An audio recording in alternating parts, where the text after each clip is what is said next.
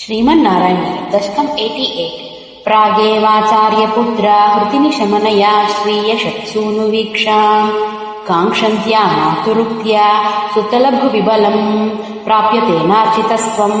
धातुशापाधिरन्यान् वितकशिपु भवान् शौरिजान् कंसभग्नान् आनीयैनान् प्रदर्श्य स्वपदमनयत्थाः पूर्वपुत्रान् मरीचेः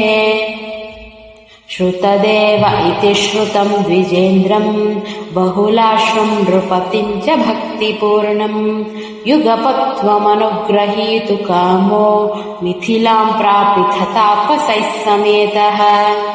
गच्छन् विमूर्तिरुभयोर्युगपन्निकेतम् एकेन भूरि विभवैर्विहितोपचारः अन्येन तद्दिनभृतैश्च फलौदनाद्यैः तुल्यम् प्रसेदिथ ददाथ च मुक्तिमाभ्याम् भूयोऽथ द्वारवत्याम् द्विजतनयमृतिम् तत्प्रलापान्नपि त्वम् को वा दैवम् निरुन्ध्यादिति किल कथयन् विश्वोढाप्यसोढाः विष्णोर्गर्वम् विनेतुम् त्वयि मनुजधिया कुण्ठिताम् चास्य बुद्धिम् तत्त्वारूढाम् विधातुम् परमतमपदप्रेक्षणेनेति मन्ये नष्टा अष्टास्य पुत्राः पुनरपि तव तूपेक्षया कष्टवादः स्पष्टो जातो जनानामथ तदवसरे द्वारकामापपार्थः मैत्र्या तत्रोषितोऽसौ नवमसुतमृतौ विप्रवर्यप्ररोदम् श्रुत्वा चक्रे प्रतिज्ञामनुपहृतसुतः सन्निवेक्ष्ये कृशानुम् मानी सत्त्वामपृष्ट्वा द्विजनिलयगतो बाणजालैर्महास्त्रैः रुन्धानः सूतिगेहम्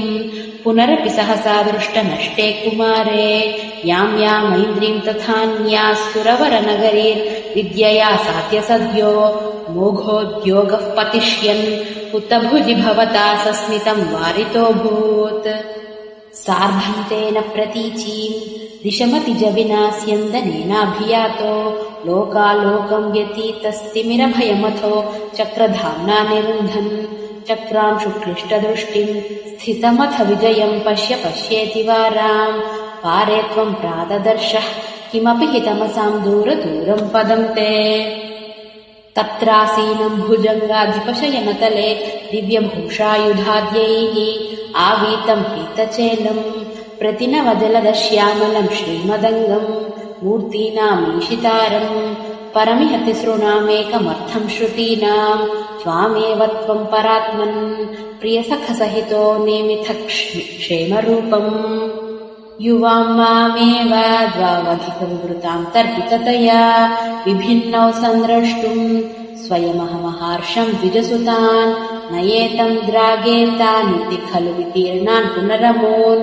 विजायादायादाः प्रणुतमहिमा पाण्डुजनुषा एवम् नानाविहारैर्जगदभिरमयन् वृष्णिवंशम् प्रपृश्नन्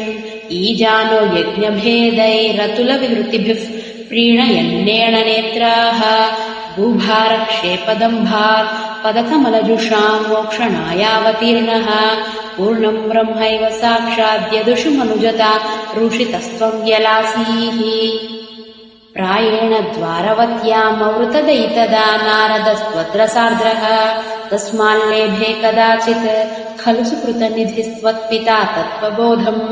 भक्तानामग्रयायी स च खलु मतिमानुद्धवस्त्वत्त एव प्राप्तो विज्ञानसारम् स किल जनहितायाधुनास्ते बदर्याम् सोऽयम् कृष्णावतारो जयति तव विभो यत्र सौहार्द्रभीतिस्नेहद्वेषानुरागप्रभृतिभिरतुलैरश्रमैर्योगभेदैः आर्तिम् तीर्त्वा समस्ताममृतपदमगुः सर्वतः सर्वलोकाः सत्त्वम् विश्वार्तिशान्त्यै पवनपुरपते भक्तिपूर्त्यै च भूयाः श्रीहरये नमः।